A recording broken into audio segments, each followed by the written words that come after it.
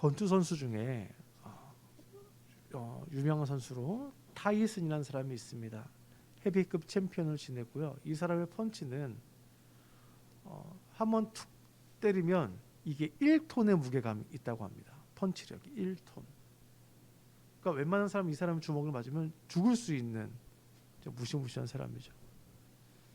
이 사람의 펀치력이 얼마나 강한지 이 사람의 주먹에 맞으면 그 강한 사람들이 한 방에 나가 떨어졌습니다. 이 타이슨이 명언을 남겼습니다. 누구나 그럴싸한 계획은 가지고 있다. 처맞기 전까지. 이게 무슨 일 모르겠죠. 다 이 타이슨을 이기기 위해서 계획을 가지고 오지만 막상 타이슨과 붙어보면 어때요? 그 사람 펀치 하나 딱 맞으니까 그 계획을 실행할 수 없는 거예요. 여러분, 이 말이 시사하는 건 무엇이냐면 우리의 뜻대로 되는 계획이 없음을 이야기합니다.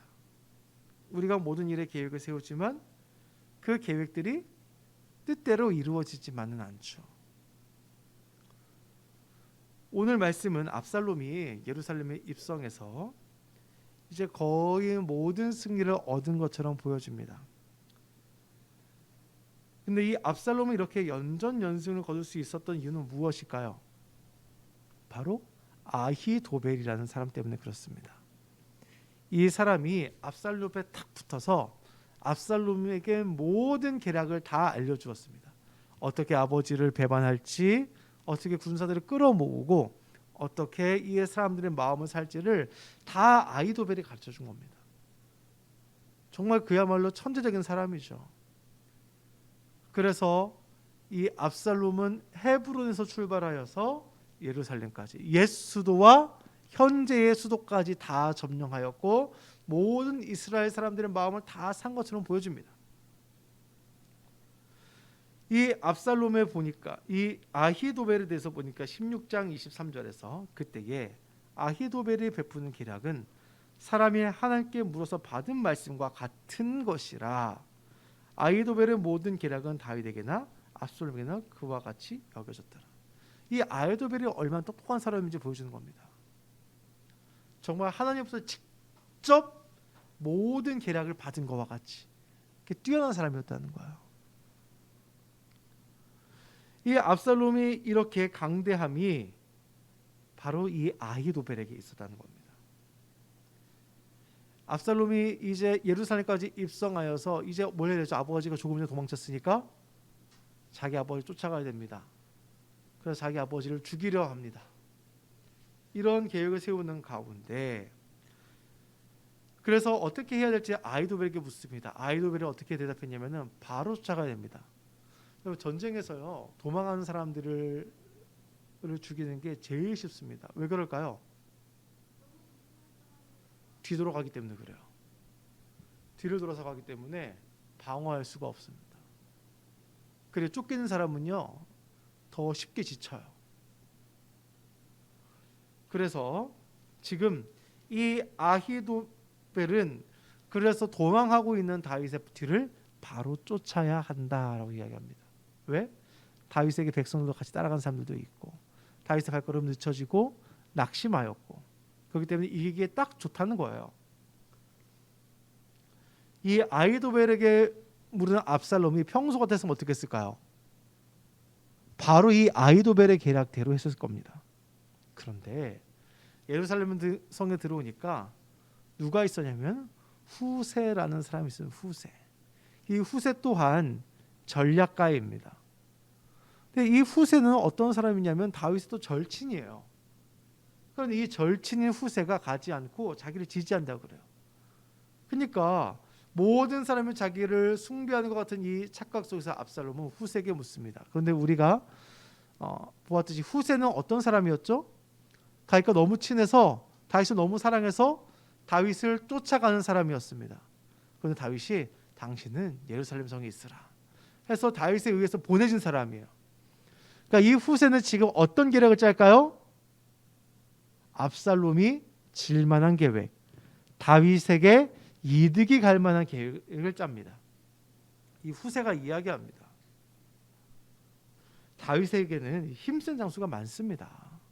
그리고 당신도 아지 않습니까? 당신 아버지는 대단한 용사 아닙니까? 분명히 계획이 다 있을 겁니다. 그러니까 오히려 힘을 더 많이 모으셔서 한 번에 당신의 아버지를 잡는 것이 더 좋습니다. 이렇게 이야기하는데, 여러분 재미있는 건 아히도벨의 계략에 대해서는 약 3절가량 나오고요. 오늘 우리가 읽은 8절, 그 앞에 7절부터 보면은 7절부터 14절까지 이 약 8절에 거쳐서 이 후세계의 계략을 이야기합니다. 이게 뭐냐면요, 속이는 말은 어때요? 더 길어요.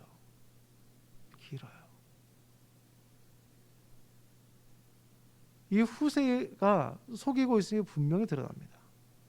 그런데 압살롬은 어떻게 되나요? 누가 말 듣죠 지금? 지금까지 자기에게 이 승리를 가져다 준 아히도벨의 말을 듣는 것이 아니라, 그래도 아버지와 가까이서 후세가 더 잘할 거야 하며 이 후세의 말을 듣습니다. 그리고 다윗을 추격하기를 멈춥니다. 이 아히도벨의 말을 듣지 않고 후세의 의견을 따르는 것, 사실 이해가 되지 않습니다. 지금까지 이 아히도벨이 잘 해왔고 또 아히도벨 말에 사실 더 설득력이 있거든요.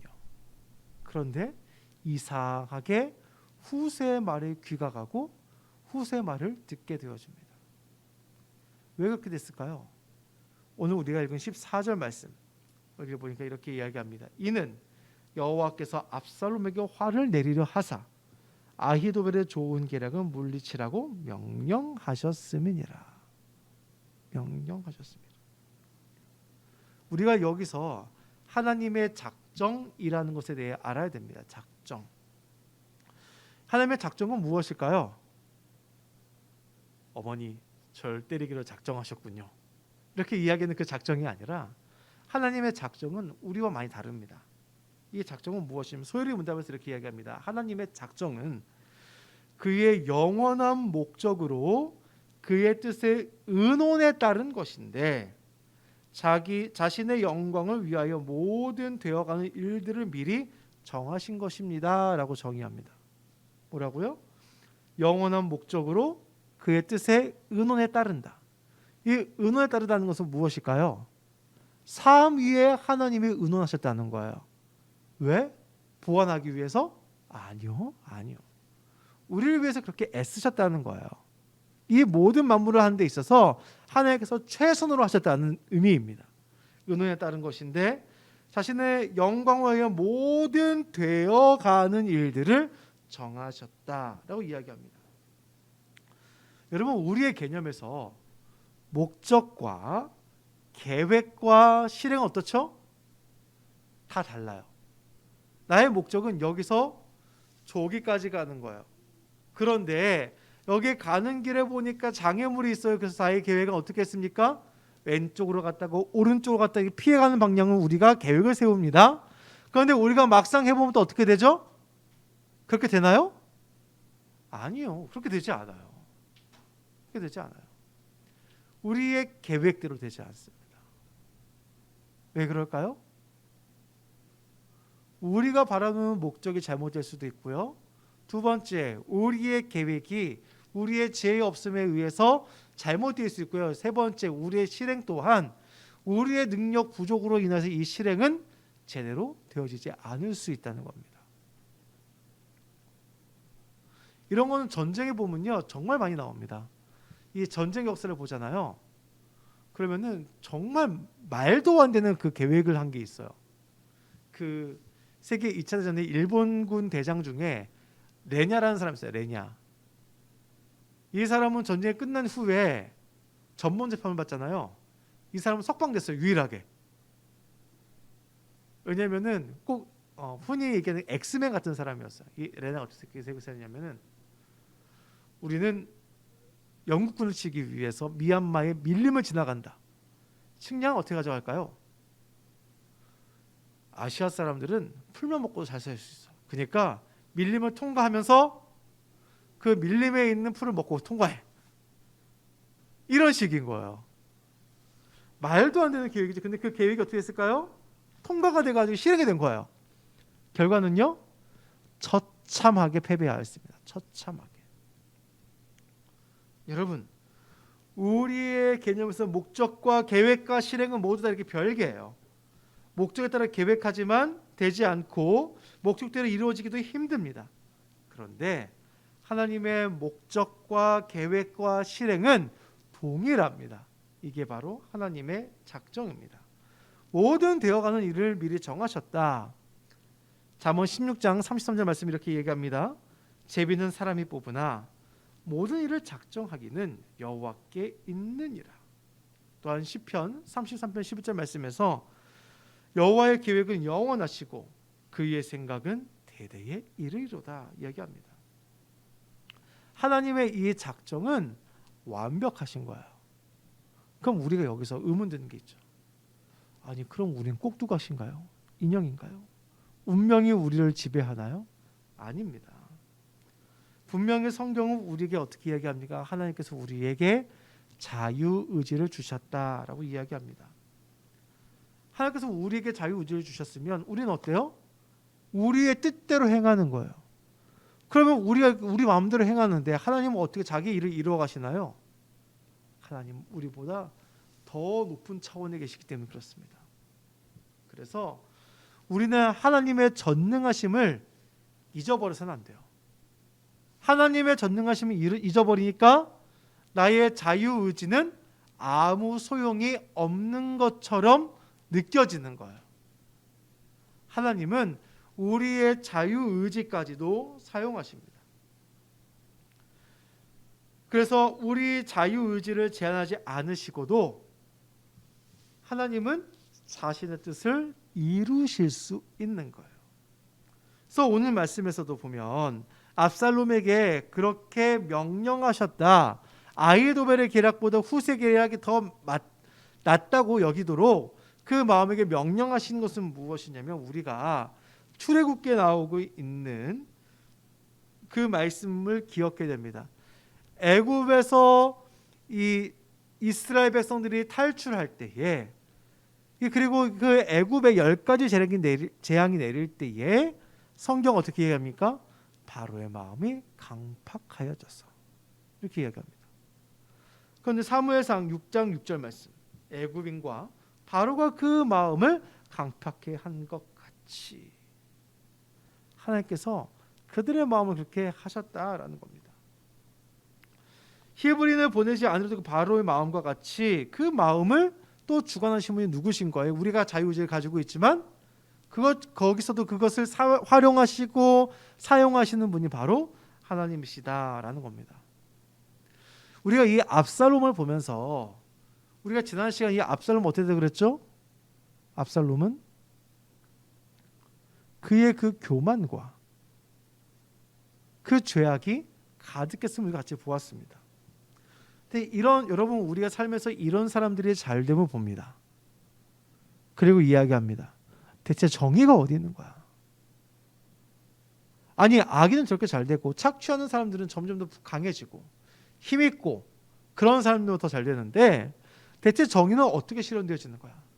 하나님 과연 계시기나 한 거야? 사람들은 이렇게 생각합니다.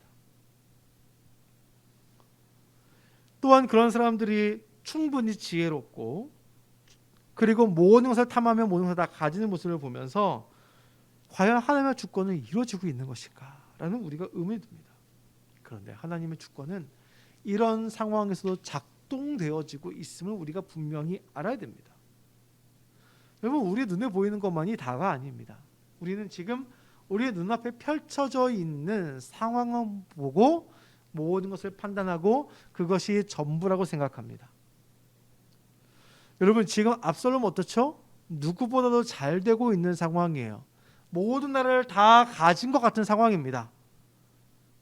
비록 후세의 조언으로 지금 다윗이 시간을 버렸지만 그럼에도 불구하고 계속해서 압살롬은 우세한 상황으로 보여집니다. 그러나 하나님은 이 악한 압살롬에게 화를 내릴 준비를 하고 계십니다. 이는 마치 애굽을 심판하시기 위하여 바로의 마음을 강탁하게 하신 것과 같습니다. 압살롬은 다윗을 죽이기 위해 가장 확실한 방법을 생각하고 이 아히도벨의 계략을 채택합니다. 그러나 후세의 계획을 채택합니다. 근데 하나님께서는 이 후세를 통해 압살롬이 무너지게 하십니다.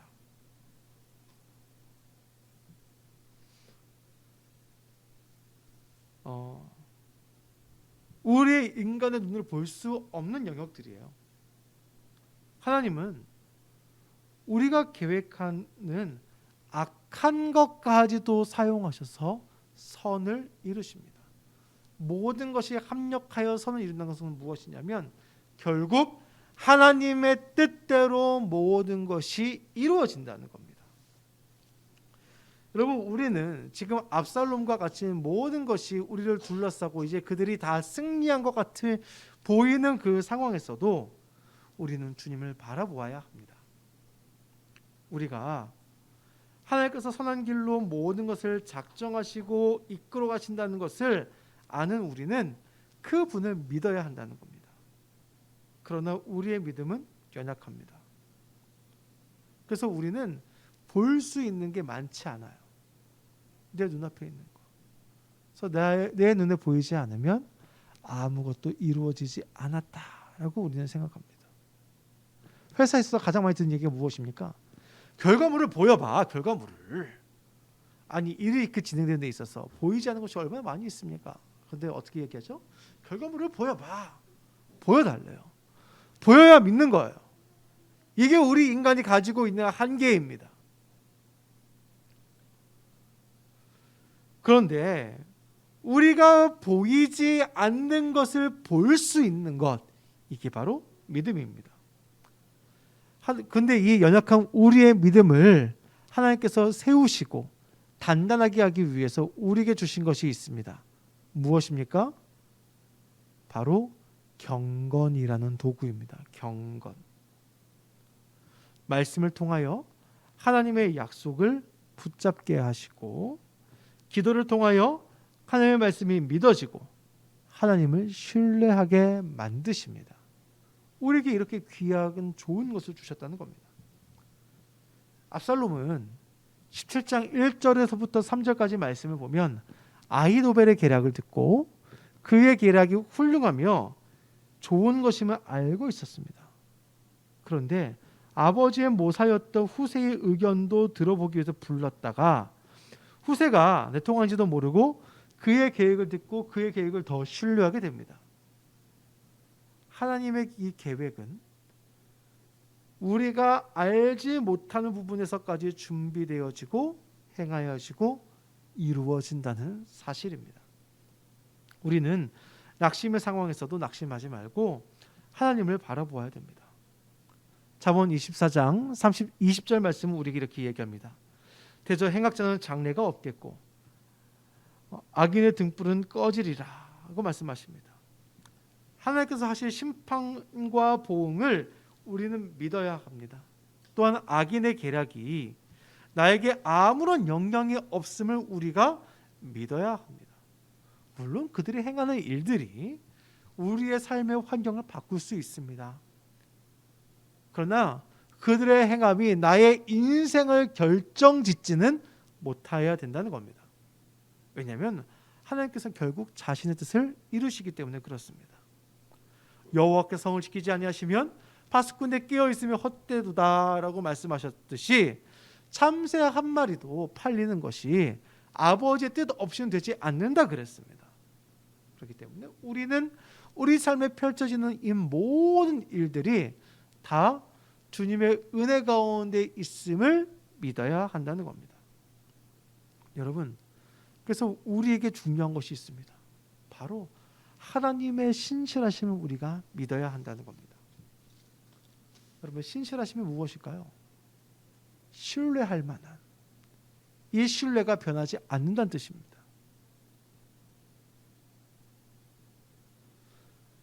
우리가 삶에서 사람들을 만나서 약속을 할 때에 그 약속이 안 지켜지는 것과 같은 상황을 만나면 어떨까요? 의심하기 시작하죠. 제가 지금 나한테 사기치는 거 아니야? 우리 이런 생각이 먼저 듭니다. 실제로 그런 경우도 많이 있고요. 근데 여러분, 하나님은 우리에게 그렇게 사기치는 분이 아닙니다. 반드시 그 약속을 이루시는 분이십니다. 하나님께서 가장 좋은 때에 정확하게 우리를 그 길로 인도하신다는 거예요. 그래서 때로는 이 과정이라는 것이 있기 때문에 우리가 당하는 그 고난과 어려움이 있을 수 있습니다. 이것이 끝나지 않을 것 같은 상황들이 펼쳐질 수도 있습니다.